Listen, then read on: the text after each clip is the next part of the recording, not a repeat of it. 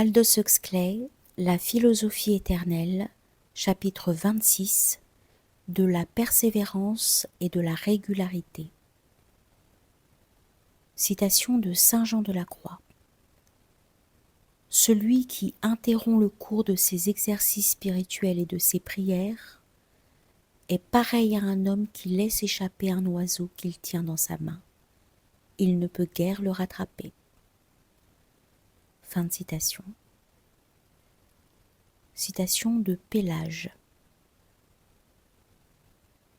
Si volumus non redir, curandum est. Si nous ne voulons pas rétrograder, il faut courir.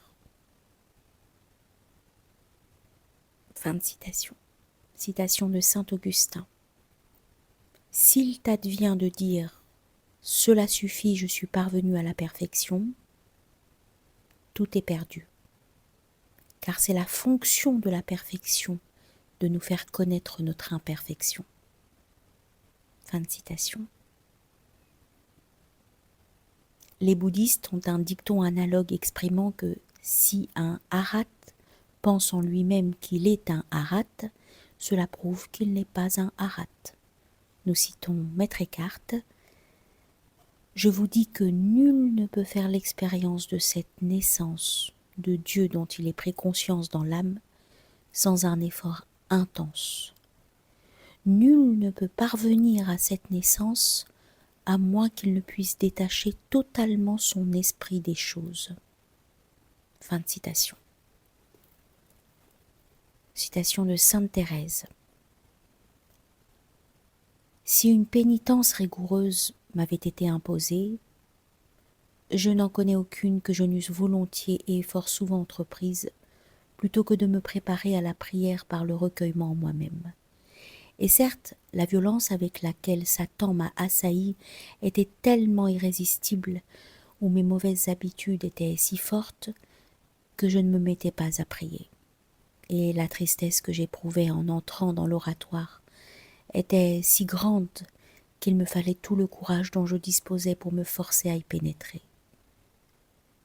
On dit de moi que mon courage n'est pas mince, et l'on sait que Dieu m'a donné un courage qui dépasse celui d'une femme. Mais j'en ai fait un mauvais usage. En fin de compte, notre Seigneur est venu à mon aide, et lorsque je m'étais ainsi fait violence, je trouvais une paix et une joie plus grandes que je n'en éprouvais parfois quand j'avais le désir de prier. Fin de citation. Citation de Jean-Pierre Camus. Pour corriger ce défaut, le découragement, en quelque âme, François de Sales disait « Ayez patience avec tous, mais principalement avec vous-même. » Je veux dire que vous ne vous troubliez point de vos imperfections et que vous ayez toujours courage de vous en relever. Je suis bien aise de ce que vous recommencez tous les jours. Il n'y a point de meilleur moyen pour bien achever la vie spirituelle que de toujours recommencer et ne penser jamais avoir assez fait. Sur quoi nous pouvons former ces pensées? Comme souffrirons-nous patiemment les défauts du prochain si nous sommes impatients sur les nôtres propres? Deuxièmement, comment reprendrons-nous autrui en esprit de douceur si nous corrigeons avec dépit, chagrin et aigreur? Que peut-il sortir d'un sac que ce qui y est? Et troisièmement, qui se trouble de ses imperfections ne s'en saurait corriger, car la correction doit, pour être utile, sortir d'un esprit tranquille et reposé. Fin de citation. Citation d'Augustin Becker.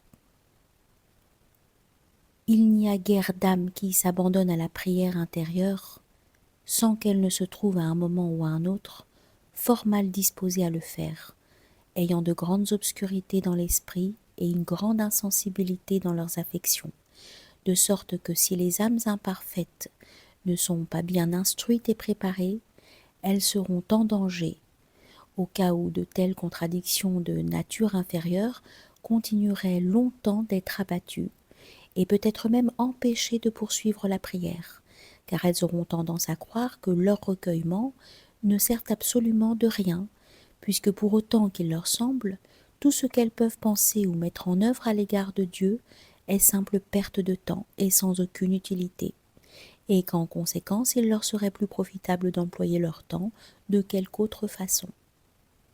Oui, il est certaines âmes qui ne sont dirigées par Dieu Tout-Puissant par nul autre moyen, mais seulement par une semblable prière d'aridité, qui ne trouve de contentement sensible dans aucun recueillement, mais au contraire, une douleur et une contradiction continuelle, et qui pourtant, par une grâce secrète et un courage profondément imprégné dans l'esprit, ne cessent malgré tout, mais poursuivent résolument leur chemin au travers de toutes les difficultés et continuent du mieux qu'elles peuvent leurs exercices intérieurs au grand avancement de leur esprit.